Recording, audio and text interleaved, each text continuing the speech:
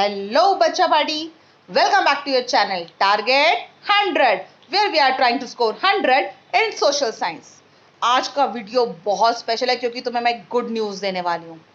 सोचो क्या है वो good news. Good news is syllabus is reduce. We feel really good यार. मतलब एज अ टीचर मुझे इतना अच्छा लग रहा है, तो मैं सोचो तुम स्टूडेंट्स को कितना अच्छा लग रहा होगा. ये रिड्यूस सिलेबस देख के ना बड़ी अच्छी सी फीलिंग आएगी. तो उस फीलिंग को लेना शुरू करते हैं. So let's start. यस, ये है वो रिड्यूस सिलेबस. इसमें हम सबसे पहले बात करेंगे हिस्ट्री की. हिस्ट्री में यूजुअली 4 चैप्टर होते हैं, मगर रिडक्शन के बाद नाउ हमारे पास सिर्फ 3 चैप्टर हैं. The French revolution, socialism in Europe and Nazism and the rise of Hitler. Only 3 chapters are there in history. यानी एक चैप्टर तो हिस्ट्री से डिलीट हो जाता है. उसके बाद हम बात करते हैं ज्योग्राफी की. यहाँ पर पहला chapter India size and location will be there. Physical features of India भी रहेगा. ड्रेनेज चैप्टर को रिड्यूस कर दिया गया है.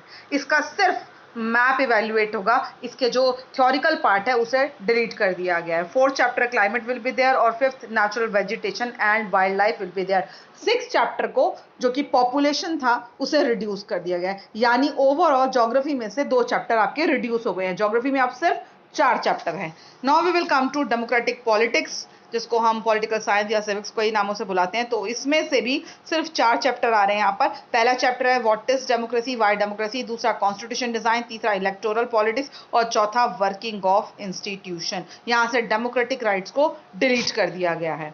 And then we will come to economics. Economics में यूजुअली 4 चैप्टर होते हैं, मगर यहाँ से भी एक चैप्टर रिड्यूस करके only 3 chapters are here now. The story of village Palampur, और दूसरा है पीपल एज रिसोर्स, और तीसरा है पॉवर्टी एज चैलेंज. यहाँ से भी आपका चौथा चैप्टर रिड्यूस हो गया है. यानी आप ओवरऑल देखो तो चैप्टर्स अच्छे खासे रिड्यूस हुए हैं. हालांकि कई लोग सेटिस्फाई नहीं होंगे, लेकिन बट मुझे लगता है कि जो थोड़ा सा भी अपनी स्टडीज पर फोकस कर रहे थे उनके लिए इतना सिलेबस भी रिड्यूस होना सफिशिएंट है. इकोनॉमिक्स में अब आपके सिर्फ 3 चैप्टर हैं. पोल साइंस में आपके सिर्फ 4 हैं. ज्योग्राफी में 4 हैं और हिस्ट्री में 3 हैं. यानी आप सोच कर देखो सिर्फ 14 चैप्टर्स हैं अब आपके पास. बाकी सारे अबाउट यूजुअली 19 चैप्टर्स होते हैं, अब आपके पास सिर्फ 14 चैप्टर्स हैं. अच्छा खासा रिडक्शन है यहाँ पर.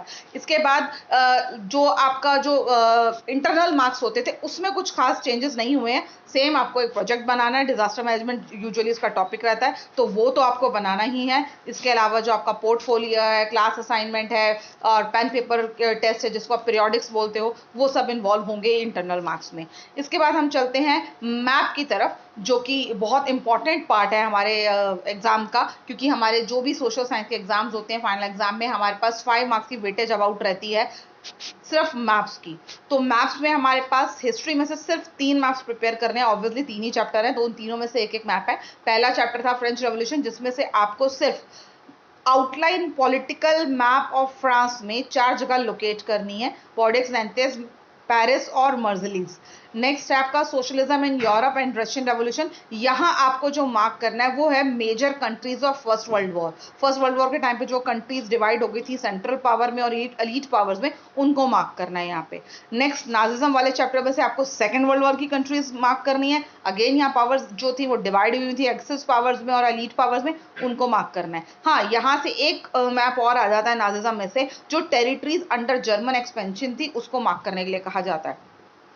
नेक्स्ट हम बात करते हैं ज्योग्राफी की. ज्योग्राफी में पहला chapter India size and location रहा, जहां से आपको सिंपली जो आप बचपन से पढ़ते आ रहे हो कि जो इंडियन स्टेट्स हैं विद कैपिटल मार्क करना. इसके अलावा tropic of cancer, standard meridian, इसको आपको लेबल करना आना चाहिए. बाकी स्टेट्स और कैपिटल तो आप शुरू से करते आ रहे हैं.